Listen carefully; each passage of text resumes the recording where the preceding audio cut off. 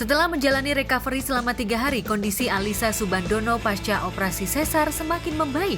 Kemarin artis yang akrab disapa Icha ini cukup kuat untuk melakoni sesi wawancara dengan awak media. Ditemani Dude Harlino sang suami, serta dokter yang menangani persalinannya, Icha mengungkap sekelumit tantangan yang dihadapinya pada persalinan anak ketiganya itu. Tapi tentu saja tugas sebagai penyampai sekapur siri atau salam pembuka di acara preskon itu dilakukan oleh Dude Harlino suami Icha. Assalamualaikum warahmatullahi wabarakatuh. Waalaikumsalam. Ada Icha samping kiri saya. Jadi hari ini teman-teman preskon kita akan bercerita tanggal 22 April kemarin jam 6 pagi sudah dilakukan alhamdulillah proses lahiran putri kami, lahir dengan berat 3,6. Beratnya 3,67, panjangnya 48 cm. 48 cm dan yang membantu dokter Hamim di sini.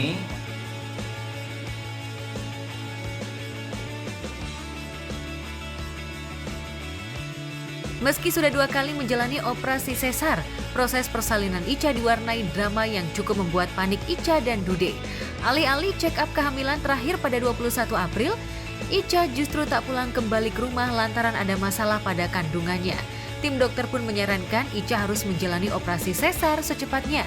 Padahal sebelumnya dokter menjadwalkan Icha operasi sesar pada tanggal 28 April hingga 1 Mei mendatang. Beruntung pada 22 April pukul 6.30 waktu Indonesia Barat, Icha melahirkan bayi perempuan cantik dengan berat 3,6 kg dan panjang 48 cm. Icha dan Dude memberi nama buah hati mereka, Aisyah Aulia Putri Harlino. Tapi benarkah kedua abangnya sudah menyiapkan panggilan khusus untuk Aisyah? Mereka belum tahu nama ya.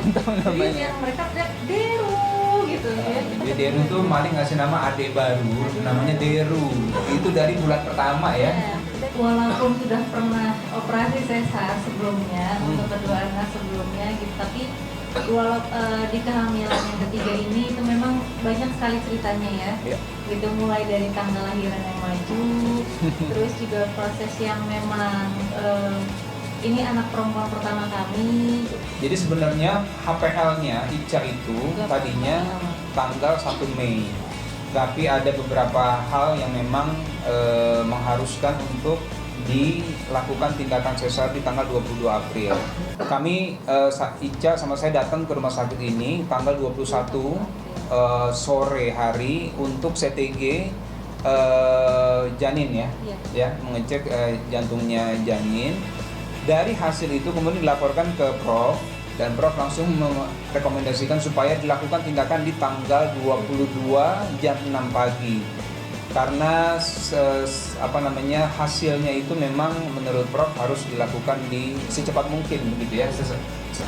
Kami beri nama anak kami adalah Aisyah Aulia Putri Harlino. Ya, Aisyah Aulia Putri Harlino. Aisyah itu dari nama istrinya Rasulullah, kemudian Aulia itu juga berarti pemimpin yang baik ya, insya Allah. Putri karena dia perempuan dan Harlino nama saya. Jadi doa yang kami sematkan di nama putri kami semoga menjadi perempuan soleha seperti istrinya baginda Rasulullah dan juga bisa menjadi pemimpin yang baik.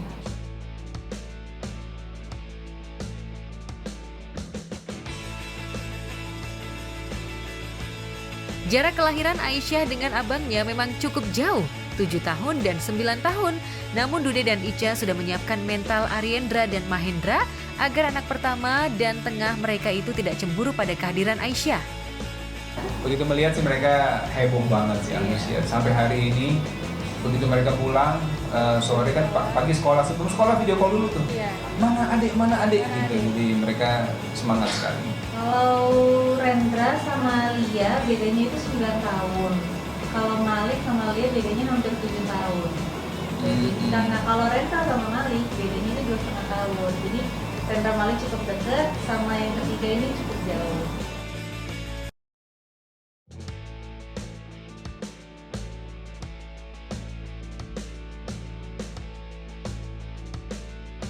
Karena sudah punya 3 anak dan keinginan mereka untuk punya anak perempuan sudah terwujud, Ica dan Dude tidak ingin tambah momongan lagi. Terlebih, Ica sudah 3 kali operasi sesar dan usianya sekarang sudah 34 tahun.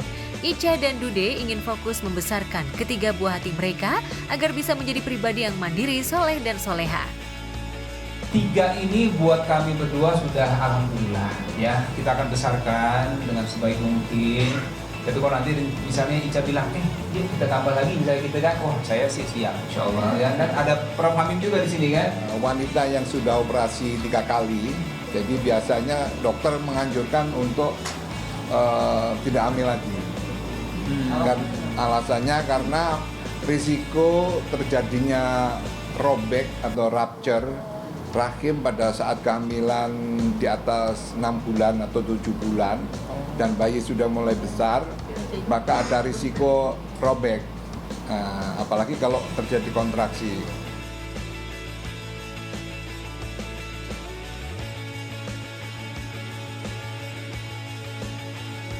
Berbeda dengan Alisa Subandono dan Dude Harlino, pasangan Saskia Sungkar dan Irwansyah masih ingin tambah momongan. Pasalnya mereka baru punya 1 anak laki-laki, Ukasya Muhammad Syahki yang kini berusia 3 tahun. Pasangan yang menikah pada 15 Januari 2011 itu berharap punya anak perempuan agar Ukasya punya teman bermain. Lalu benarkah Saskia dan Irwansyah akan kembali menjalani program bayi tabung? Menikah lebih dulu daripada sang adik Shiren Sungkar, namun untuk urusan momongan, Kia tersalip oleh Shiren yang sudah punya anak 3. Itu sebabnya Kia ingin secepatnya hamil lewat pembuahan di luar rahim, agar jarak usia antara Ukasya dengan adiknya kelak tidak terlalu jauh. Lantas apakah Saskia dan Irwansyah sudah menjalani tes fisik dan mental untuk menjalani tes program bayi tabung? Di Instagramnya, Saskia Sungkar dan Irwansyah memposting foto mereka usai konsultasi dengan dokter kandungan yang membantu proses bayi tabung Ukasya. Ruangan bersejarah, saksi perjuangan, ada tawa, ada tangisan. Masya Allah, barakallahu fiq. Dr. Etreno Rambi.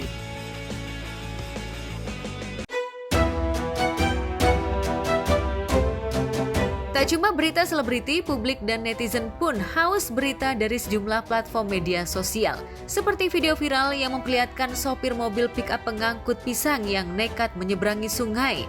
Namun malah hanyut terbawa arus yang cukup deras. Alih-alih sampai di seberang sungai, mobil itu justru seperti perahu yang mengambang pengangkut pisang.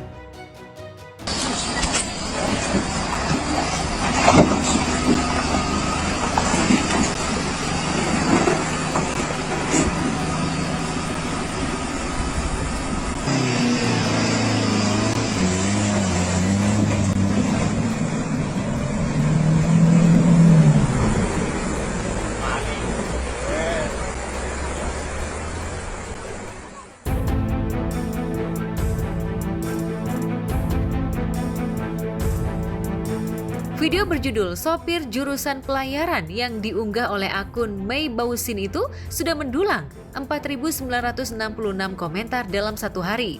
Banyak netizen yang menyayangkan kenekatan si sopir menyeberangi sungai dengan pick up karena beresiko mengalami kerugian besar. Selain bisa kehilangan belasan tandan pisang dan mobil tenggelam, nyawa si sopir pun jadi taruhannya. Jadi dia dengan pola pikirnya beranggapan bahwa dia bisa melewati dari sungai tersebut, ya. Ternyata apa yang dia duga, dia pikirkan tidak sesuai dengan apa yang terjadi. Makanya di sini terlihat jelas ya bahwa alam ini sebenarnya tidak bisa manusia lawan. Nah, aku ngeliatnya malah takut sendiri ya, karena ya gimana pun juga itu kan nyeberangin sungai yang arusnya tuh mengalir, dan itu kalau dilihat dari videonya cukup deras ya airnya. Jadi kayak aduh, apa abangnya nggak kepikiran kalau itu bisa hanyut, atau apakah memang sebelumnya udah pernah tapi berhasil, jadi abangnya ya pede-pede aja gitu. Ya sebenarnya cukup membahayakan ya, nggak hanya untuk si mobilnya, tapi untuk abangnya itu kan jauh lebih penting ya, nyawa gitu loh. Kamu penulis yang bagus, saya nggak mau kamu berhenti nulis. Wherever the river flows, that's where I want to be. Setiap gedung punya ceritanya. Saya pengen ngasih lihat sesuatu ke kamu. Halo Bapak Sungai. Pecinta film Indonesia khususnya penggemar aktor Nicholas Saputra dan Putri Marino bisa melepas kangen dengan menonton film terbaru mereka yang digarap oleh sutradara jempolan Teddy Surya Atmaja itu. Dalam film berjudul The Architecture of Love itu, Putri memerankan seorang penulis yang memutuskan pindah dari Jakarta ke New York pasca rumah tangganya berakhir dengan perceraian. Di New York, tokoh Raya yang diperankan Putri bertemu dengan River Yusuf yang diperankan Nicholas Saputra. Lantas apakah Nicholas dan Putri mengalami kesulitan membangkitkan chemistry mengingat baru kali ini mereka dipasangkan di film layar lebar? Sebenarnya sih natural aja ya, maksudnya kita sama pemain film, Putri udah banyak sekali filmnya sudah sangat berpengalaman. Nah waktu itu sih kita datang ke set, ke tempat latihan itu tuh dengan tujuan untuk gimana caranya kita bisa execute adegan-adegan itu dengan baik. Ya tentu di tengah-tengah itu ya kita berteman, kita ngobrol, kita saling cerita, pemain-pemain yang lain juga gitu. Dan mulai saling terbentuk chemistry satu sama lain. Rasanya pasti bahagia karena emang aku kagum sekali sama Mas Niko, karya-karyanya aku tonton juga gitu. Jadi dipertemukan di sini bahagianya luar biasa, bisa berbagi energi di set sama Mas Niko dan pemain yang lain. Rasanya sangat luar biasa. Tolong jangan panggil saya nama itu ya. Ada apa kali sih? Just don't. Udah kayak duduk. Ya bentar lo, Pak. Duduk. Jatuh cinta itu anugerah. Mata hati itu musibah. Selain Nicholas Saputra dan Putri Marino, The Architecture of Love juga dibintangi oleh sederet artis ternama seperti Omar Daniel, Reval Hadi, Jihan Almira, Arifin Putra, hingga aktris senior Lydia Kandou. Lantas apa saja pengalaman menarik Omar Daniel selama syuting film yang diangkat dari novel berjudul sama itu? Pasti bukan hal yang mudah, pasti bukan hal yang gampang untuk bisa menjalani apa yang dia rasakan gitu. Tapi pastinya dibantu dengan proses workshop, reading, semuanya dengan bantuan lawan main pastinya semuanya terasa begitu mudah. Jangan lupa saksikan film Taol tanggal 30 April di bioskop kesayangan Anda. Pak Sungai. Tolong jangan panggil saya nama itu ya. Ada apa kali sih? Just don't. Udah kayak duduk. Ya bentar lo, Pak. Duduk. Jatuh cinta itu anugerah. Mata hati itu musibah. Nggak bisa lo pisah. Thought it was a happy ending.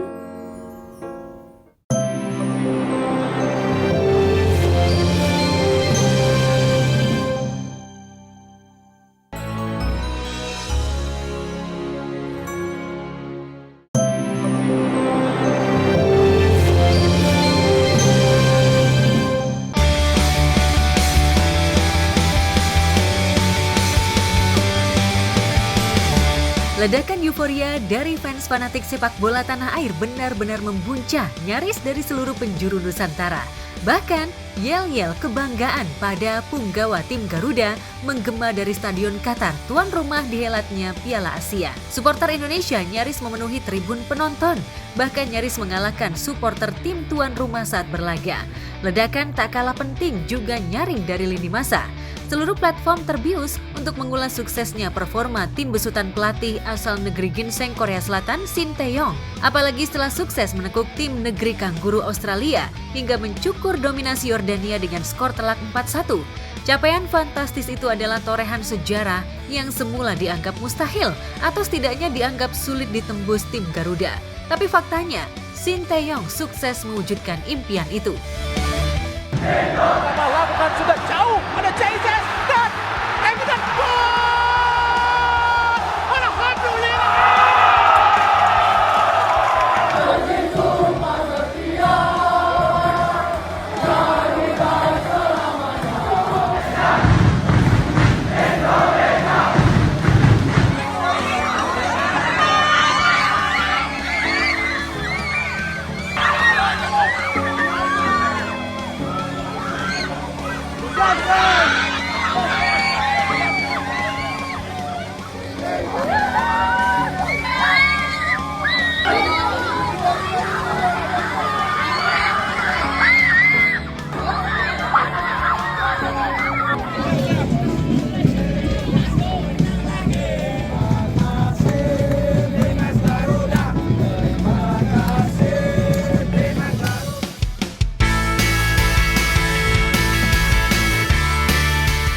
Kesuksesan Sinteyong membawa tim nasional U23 ke babak 8 besar ini jelas melampaui target dari semula, hanya ditarget oleh PSSI ke babak 16 besar. Malahan publik makin optimis Indonesia bisa masuk final jika performa Rizky Ridho dan kawan-kawan terus stabil dan apalagi naik. Menang atau kalah, laga melawan Korea Selatan adalah pembuktian diri Sinteyong sebagai mantan pelatih timnas negeri Ginseng yang kini menukangi tim Garuda. Meski Indonesia berada jauh di bawah urutan Korea Selatan sesuai ranking FIFA, namun STY demikian ayah Shin Jae-won ini karib disapa, sudah membuktikan dirinya sebagai seorang yang profesional, menanggalkan sementara nasionalismenya. Sikap profesional STY itu bahkan mendapatkan dukungan dari putranya Shin Jae-won melalui akun Instagram miliknya. Shin ingin ayahnya tetap profesional membuktikan jika tim yang ditanganinya mampu bersaing. Meski Shin Jae-won sebagai warga Korea Selatan tetap harus menunjukkan sikap nasionalismenya sebagai anak yang terlahir di Korea Selatan. 이런 경험이 처음이기 때문에 뭐라고 얘기는 못할 수 있겠지만 솔직한 심정은 상당히 힘듭니다. 힘들고 한국 대표팀을 맞지 않았다면 그런 마음이 덜 들었습니다.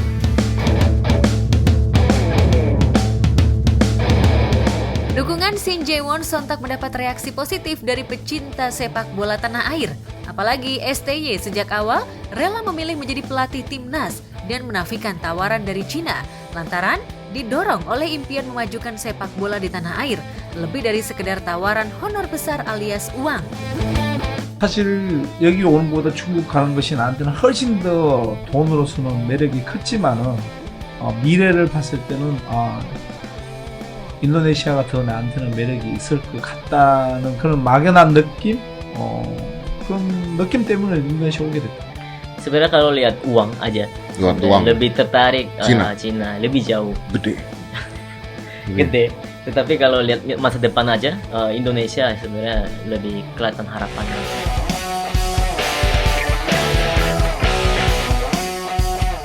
STY bukan hanya telah merubah gaya permainan, ia juga mampu mendisiplinkan para pemain. Ia bahkan tak segan-segan menghukum para punggawa timnas jika tak disiplin waktu maupun makannya. 갔다가 이게 들어가 버린다고 얘들 네가 봐봐 볼 뺐어. 그럼 얘 들어가면 갇혀 버리잖아. 왜 가자 해. 그다음에 들어가면 되는데. ada 심박수가 99, 100 나와. Mereka denyut jantungnya itu sampai 99% gitu, sampai 100%. 그럼 어떻게 되겠어? Kalau gitu jadi gimana? 일단 자기가 힘들지만 최대한 매일 해보는 거야. Mereka coba terus gitu maksudnya. 오늘은 100이지만 내일 hari ini 100%, 다음에 kalau besok 98, 96, 90. Maksudnya main bola kan pasti main body keras. Ketabrak. Jadi, ya betul, ketabrak, kebentur gitu. Nendang orang di lapangan enggak ya? Harus keras. Itu kalau enggak kan pasti ya bisa cedera juga gampang. Ya, ya jadi kalau misalnya kalah dari main body pasti kita nggak bisa keluarin kemampuan kita.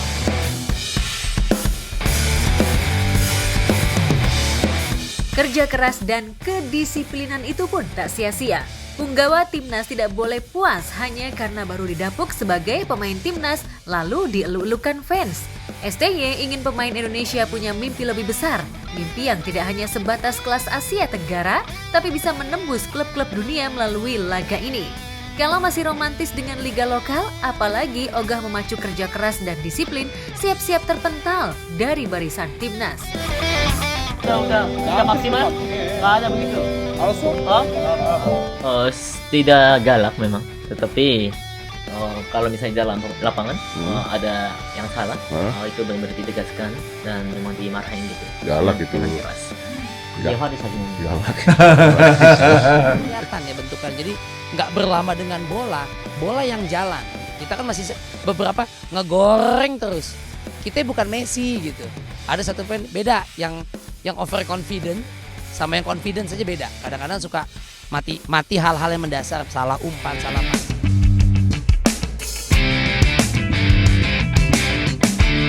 Selain kemampuan merubah kebiasaan para pemain dan pola permainan, STY juga sukses merekrut dan menyeleksi pemain-pemain naturalisasi berdarah Indonesia. Kemampuan mereka cukup memberi kontribusi baik. Sebut saja Ivar Janer, Rafael Struijk, Justin Hubner, hingga playmaker Nathan Joe. Yang menarik, publik sepak bola semula sudah tak punya harapan jika pemain asal klub SC Heerenveen ini akan kembali bermain setelah tak diizinkan klub. Tapi kurang dari 1 pekan, PSSI dan STY mampu melobi klub asal Belanda tersebut dan akhirnya membolehkan Nathan kembali memperkuat timnas U23. Kembalinya Nathan pun dalam serentak langsung jadi trending topik. Pemain berdarah Semarang Belanda ini pun disambut dengan penuh sukacita saat kembali ke Qatar.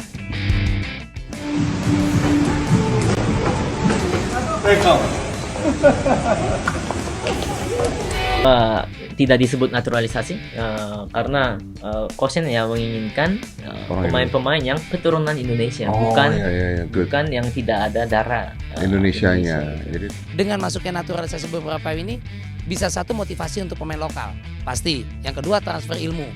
Kan itu bisa kelihatan bagaimana terima lapangan di sana kan nggak ada yang jelek ya. Kalau sampai passingnya masih keriting, jangan salahin lapangan atau sepatunya tuh. Nathan ini bisa dibilang tipikal orang yang pantang menyerah mengejar bola, di mana bolanya dia selalu mendekat. Jadi tipikal orang yang sangat menyimbangi gaya permainan teman-teman sebelumnya.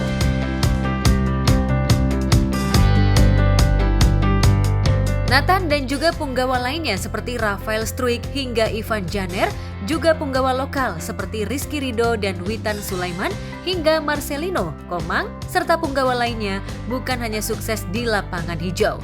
Berkat aksinya, punggawa timnas kini jadi idola baru. Tak jarang kaum Hawa kepincut oleh pesona ketampanan dan kepiawaian mereka mengolah si kulit bundar.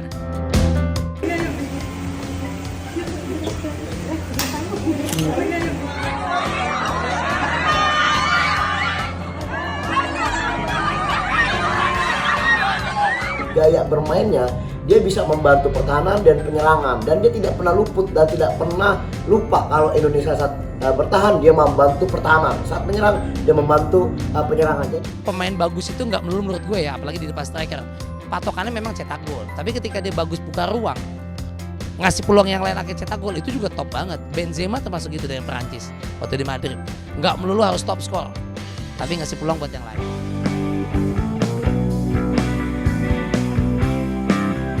Sepak bola memang milik semua orang, tua muda, orang biasa hingga artis terkenal. Sepak bola bukan hanya tentang mengolah si kulit bundar. Lewat sepak bola, sosok-sosok biasa akan menjelma menjadi sangat fenomenal hingga digilai kaum Hawa. Siapa sangka Egy Maulana Fikri akan mampu menaklukkan hati Adiba Kanza, anak pesohor almarhum Ustadz Jeffrey Al-Bukhari dan Umi Pipik.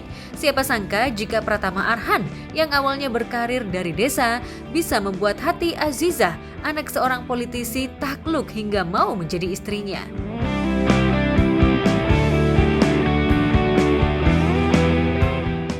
Pun Asnawi yang sempat membuat hati Fuji Utami jatuh hati tergila-gila akan pesonanya.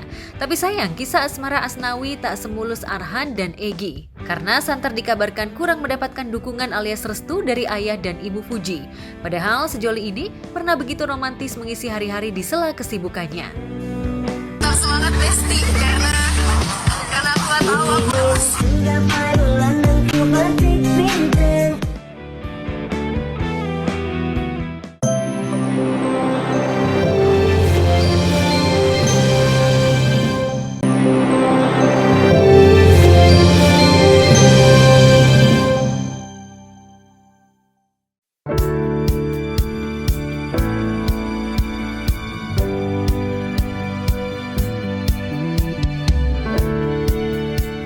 Sepak bola juga menjadi keberuntungan bagi mantan punggawa timnas berkebangsaan Uruguay seperti Christian Gonzalez. Selain telah resmi menjadi warga negara Indonesia, Christian juga menemukan jodoh di tanah air. Ia menikahi gadis asal Medan, Eva Nurida Siregar, sejak tahun 1995 silam dan kini sudah dikaruniai 4 orang anak yang juga sangat menggemari sepak bola seperti putrinya Amanda Gonzalez dan tentu saja anak-anak lelakinya yang kelak akan diproyeksikan sebagai pemain profesional, sebagai STY memproyeksikan putranya Shin Jae-won sebagai pemain di Liga Korea Selatan. Mereka kerja keras, main bagus, juga main cantik. Itu kemarin saya senang, saya bicara sama anak saya, senang sekali saya. Kalau kita mungkin bisa main seperti itu, mungkin kita bisa. Itu khusus sudah cukup untuk kita bisa lalu, nggak perlu banyak. Abang sekarang juga mau berkarya yang lain ya. Jadi ya aku yang memanage semuanya untuk bikin Eloko FC ini gitu. Jadi capek, tiba-tiba kemarin itu aku udah yang wow. Christian juga putrinya amat antusias mengikuti setiap laga. Mereka bahkan tak bisa membendung rasa bahagia ketika tim Garuda sukses melesakkan gol ke jala lawannya. Apalagi atmosfer pertandingan antar negara itu pernah dialami Christian. Saya selalu bicara pertandingan kemarin karena pertandingan kemarin yang maksudnya luar biasa, Mbak. Itu pertandingan luar biasa. Bukan hanya Christian Gonzalez yang berusaha mendidik hingga menyekolahkan anaknya ke sekolah bola. Penggemar sepak bola, pasangan selebriti, pasangan Darius Sinathrya dan Donna Agnesia malah tengah gencar-gencarnya menempa kedua putranya, yakni Lionel Sinathrya dan Diego Sinathrya. Keduanya bahkan diboyong Donna dan Darius sejak tahun 2021 lalu untuk sekolah di luar negeri, yakni di negeri pemain legenda Zinedine Zidane Prancis, yakni di The Aiche Football atau International Center of European Football. Dan beberapa hari lalu, kedua putra Donna dan Darius pun menyempatkan pulang. Lantas bagaimana cerita pengalaman dua punggawa Donna dan Darius? Yang memang dapat panggilan seleksi untuk U16 adalah Diego. Berarti kapan badan untuk seleksinya sendiri gitu? Apanya? Untuk jadwal seleksinya sendiri kapan? Seleksinya jadwalnya di bulan Mei, awal Mei gitu. Jadi makanya kenapa dipulangin sekarang, karena ya paling nggak untuk adaptasi dulu kan, perubahan cuaca, perubahan jam tidur, terus juga jet lag dan lain-lain. Jadi selama 1 minggu ini Diego akan latihan sendiri, latihan fisik, latihan di rumah gitu, menjelang persiapan untuk awal bulan nanti seleksi di Jogja. Jika para selebriti saja sudah mau mempertaruhkan nasib putra-putranya di lapangan hijau, itu artinya harapan masa depan di dunia bola kian terang, apalagi setelah nama Indonesia terus berkibar. Ya pasti sebagai orang tua ikut senang dan bangga lah ya, terharu juga karena kan anak-anak ini memang dari kecil punya cita-cita ingin menjadi pemain bola, dan Diego apalagi tuh kalau dari dulu selalu ngomong pengen bisa bela timnas Indonesia. Donna dan Darius rupanya tak sendirian menularkan cita-cita menjadi pemain bola pada anak-anaknya. Presenter Taji Raffi Ahmad dan istrinya Nagita Slavina diam-diam juga berusaha menularkan bakat dan kecintaan pada sepak bola kepada putra sulungnya Rafathar Malik Ahmad. Belum lama ini Raffi dan Gigi memboyong Rafathar dan adiknya Ryanza ke negeri Ratu Elizabeth, tempat di mana Liga Inggris dihelat.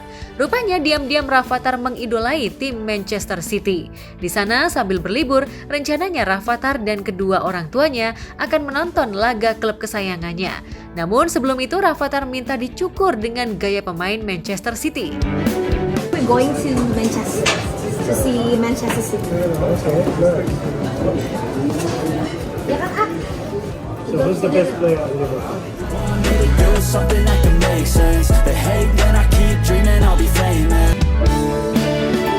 Cukuran sudah mirip pemain City, begitupun jersey jelas sudah punya.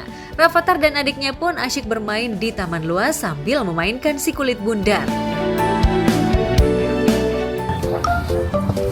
Oke, apa nih? Ya, balik, kita berdua balik.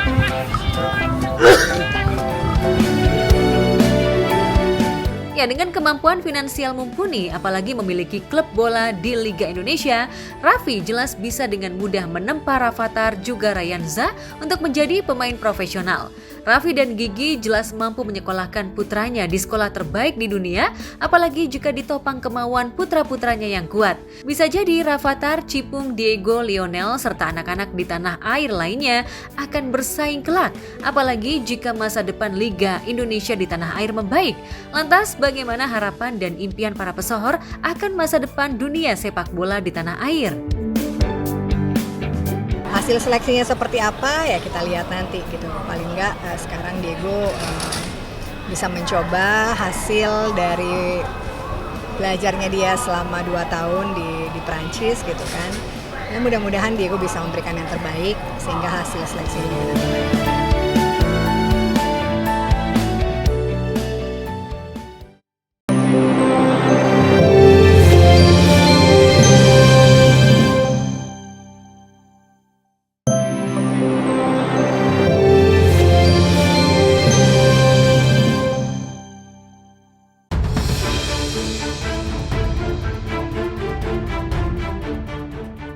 Dinar Candy yang sempat dicap sebagai perebut suami orang oleh warganet sepertinya kini sudah kebal. Meski kerap mendapat gunjingan tak sedap ihwal kisah asmaranya, terutama dengan seorang pengusaha asal Jambi, Koh Apek. Wanita yang berprofesi sebagai disc joki itu tampak santai. Bahkan keduanya sudah berani menunjukkan kemesraan di jejaring maya, khususnya di laman foto berbagi milik Apek. Tak sampai di situ, Dinar juga tampak begitu dekat dengan anak-anak Koh Apek dari pernikahannya dengan Ayu Soraya. Lantas benarkah Dinar cuek meski cap pelakor bakal terus menggelayuti dirinya? Sebenarnya kan kisah hidup aku tuh bisa disaksikan sama kalian juga. Kayaknya aku tuh sama wartawan tuh kayak, karena kan sering bikin berita lumayan deket, jadi tau lah lika-likunya aku. Sebenarnya apa yang terjadi sama aku tuh aku belak-belakan gitu, nggak ada yang ditutupin. Keseriusan Koh Apek untuk mendapatkan cintanya mampu meluluhkan hati Dinar. Apalagi Dinar dikenal sulit membuka hati dengan pria baru atau orang yang dikenalnya di sebuah klub malam tempat ia bekerja. Namun, kegigihan Koh Apek itulah yang membuat Dinar membuka hatinya untuk Apek, meski ia tahu jika semua itu bakal menuai resiko. Lantas benarkah Dinar bakal melanjutkan hubungannya ke jenjang yang lebih serius dengan Apek? Apalagi Dinar sudah mengenal dan bahkan dekat dengan keluarga Apek. Udah, ini lagi video call. Kan sehari sebelum lebaran aku di dia. Nah, hari lebarannya di rumah aku gitu. Lampu kuning. Oh, kalau jadi kayak gini loh, jadi keluarganya aku pro ke dia, keluarganya dia pro ke aku. Aku tuh deket banget sama bapaknya dia. Enggak sih, orangnya memang sesantai itu, keluarga dianya sesantai itu sih ya.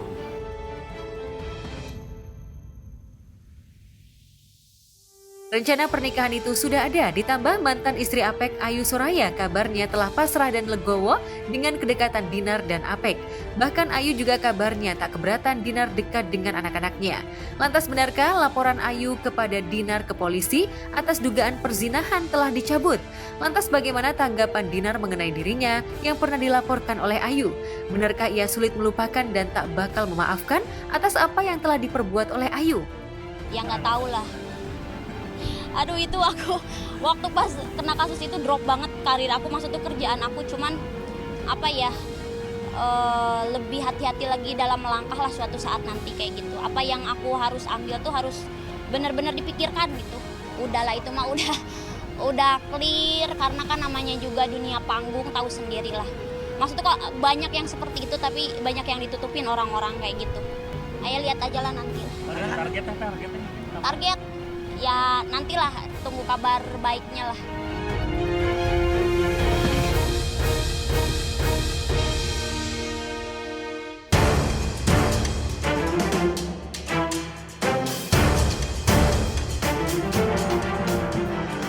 Sementara Dinar yang mau tak mau harus siap lantaran dicap sebagai pelakor, lain halnya dengan komedian senior Unang Bagito yang akhirnya mampu melewati kehidupan tragisnya lantaran sakit berkepanjangan dan sempat dikabarkan rumah tangganya koyak.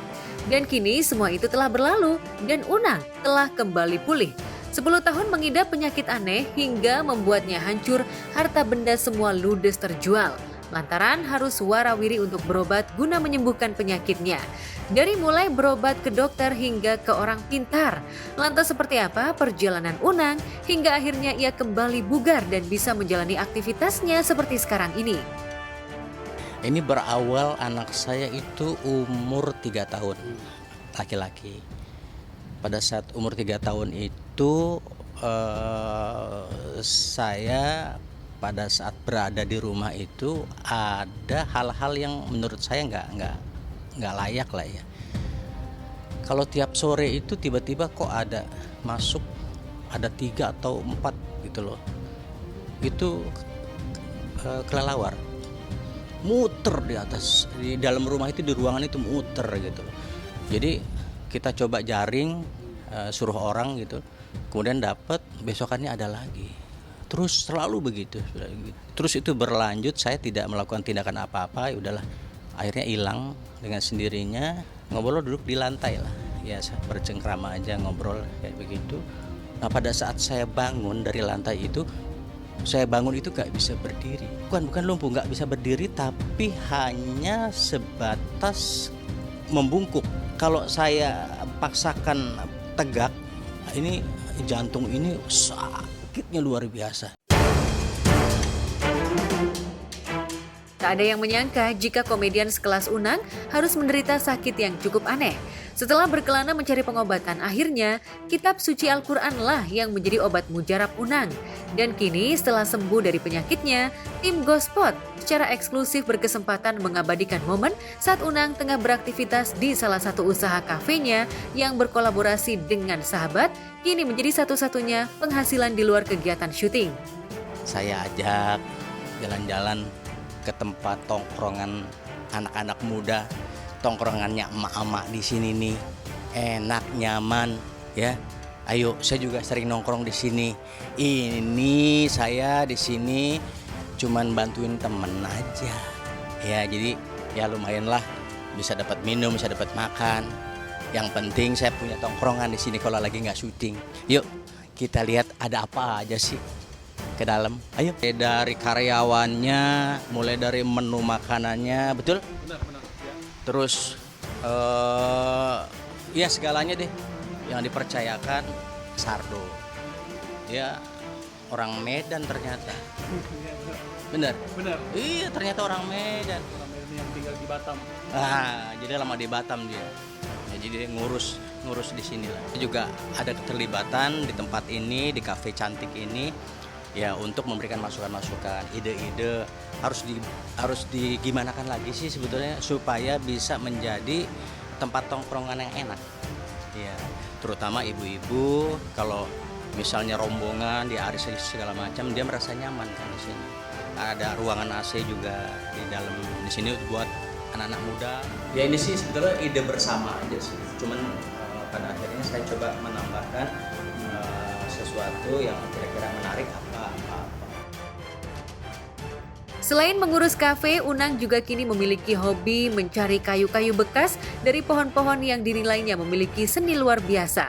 Dan tim Ghospot pun berkesempatan menemani Unang saat mencari kayu di sebuah kebun yang dinilainya memiliki nilai seni yang tinggi. Saat saya tidak ada kesibukan syuting, saya dimanapun, bukan di sini saja, dimanapun saya selalu siap.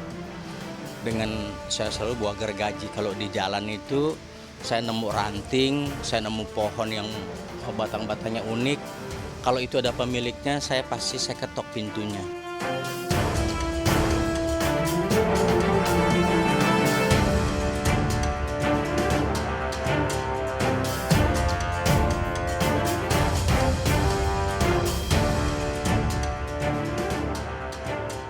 Pemirsa, akhirnya sekali jalan langsung dapat nih di kebun punya orang. Mohon maaf lahir batin yang punya kebun, saya minta izin, minta kayu nih buat kerajinan.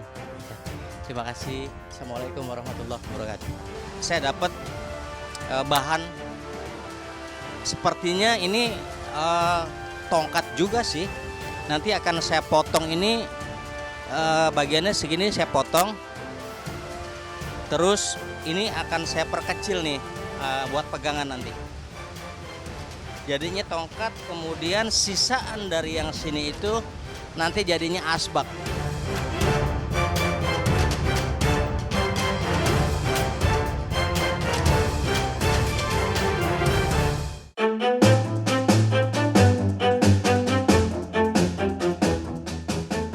Di tempat terpisah, sebuah video viral di jejaring maya memperlihatkan seorang pengantin wanita diantar oleh ketiga kakak laki-lakinya.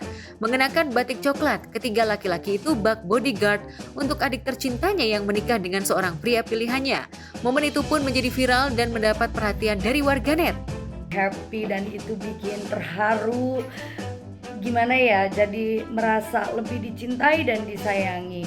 Itu momen yang sakral soalnya diantar seperti itu tidak biasanya seperti bodyguard, ya merasa bangga aja. Terharu banget sih liatnya ya. Itu bener-bener impian aku, karena aku kan anak tunggal itu pengen punya kakak cowok gitu kan. Itu aku idam-idamin dari dulu gitu. Tapi sekarang juga seneng sih, karena kan aku punya anak cowok gitu kan. Ya apa ya, maksudnya saat itu karena adiknya itu kan perempuan, jadi udah kayak diratukan gitu kan. Jadi semua kakak-kakaknya udah kayak bodyguard. Aduh gila, terharu banget sih liatnya. Ada juga sih pengalaman teman aku juga, aku sempet ngiri gitu loh, karena dia tuh bener-bener kompak gitu kakak adik gitu kan, sampai istilahnya kebenaran yang paling kecil juga itu kan cewek gitu kan, semua kakaknya cowok, jadi segitu sayangnya gitu loh. Itu aku sempet ngiri juga sih.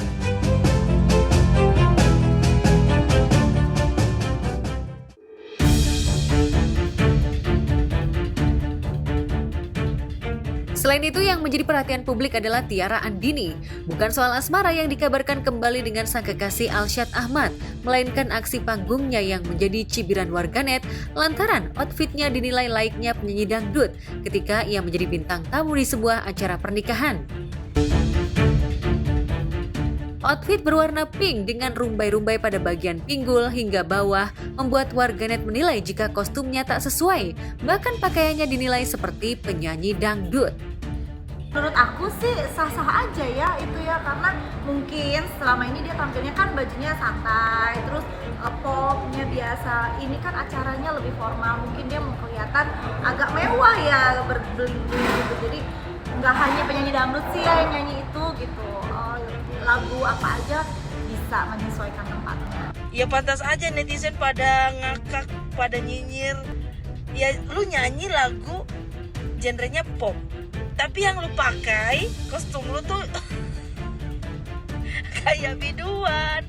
Tapi gue tuh ngefans loh sama lu, suara lu keren banget, terus lu cantik. Tapi sayang untuk kali ini kostum lu nggak nyambung banget.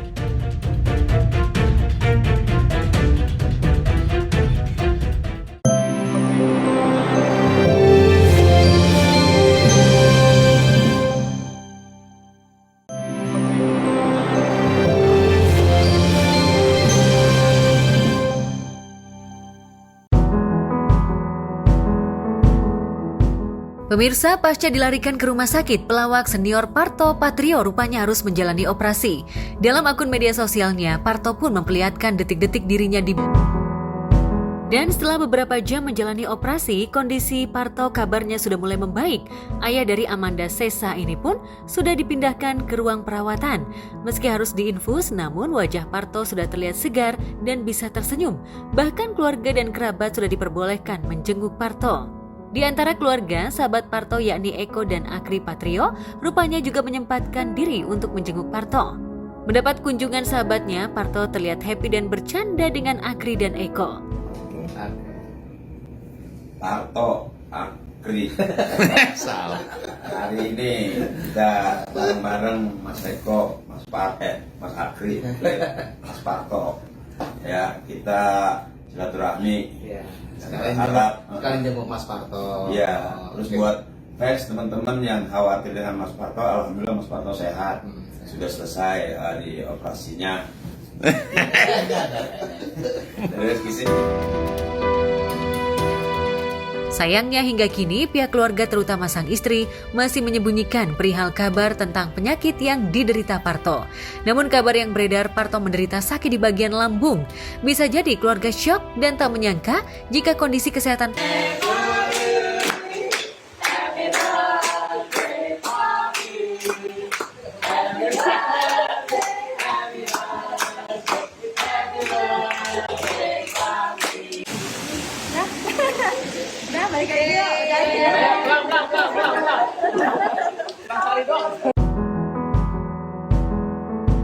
Dan usai merayakan ulang tahun, Parto mengajak keluarga liburan di Bali.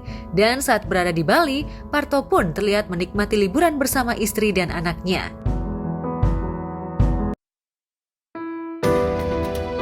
Tak hanya keluarga, pedangdut Inul Daratista yang sempat syuting bareng dengan Parto kaget dan tak menyangka saat mendapat kabar jika seniornya yang dikenal ceria dan humble harus menjalani perawatan di rumah sakit hingga harus dioperasi. Istri Adam Suseno ini pun masih belum mengetahui sakit yang diderita Parto. Sebagai sahabat, Inul pun berharap agar Parto bisa segera kembali pulih. Mudah-mudahan Mas Parto kembali sehat dan tentunya bisa kembali ke keluarga. Harapan saya Mas Parto harus jaga kesehatan sekarang, atur jam istirahat, terus kerjanya juga jangan terlalu overtime banget. Ingat juga anaknya belum di pelaminan. Mas Parto mudah-mudahan cepat kembali sehat seperti sedia kala, cepat recovery, mudah-mudahan bukan sakit yang berbahaya, mungkin kecapean. Sementara itu, jika para selebriti berlomba-lomba ingin menyekolahkan anak-anaknya di sekolah terbaik, bahkan berbasis internasional, berbeda dengan Adipati Dolken yang sudah dikaruniai seorang anak, justru memiliki pemikiran berbeda dan justru ingin anaknya homeschooling dan memberikan sejumlah les untuk anaknya. Kalau nanti sekolah ini nggak, udah ada itu nggak? Kalau gue misalkan sekolah anak gue untuk SD kayaknya ke sekolah Islam gitu. Nanti SMA, SMP-nya mungkin negeri, SMA-nya internasional. Udah mulai ada gitu-gitunya tuh yang mempeta-petakan gitu supaya semua society dapat gitu. Iya. Kalau lu ada ininya nggak? Gue udah ngomongin ini lagi sama Cantik. Oh iya. Kita berpikir untuk tidak menyekolahkan anak kita. Gitu. Maksudnya gimana?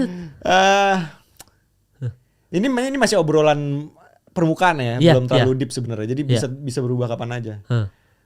Gue ngerasa kayak kita lesin aja yang banyak anak kita. Kayak dia maunya apa, dia nyamannya di mana, kita lesin aja gitu. Sisanya kita homeschoolingin aja.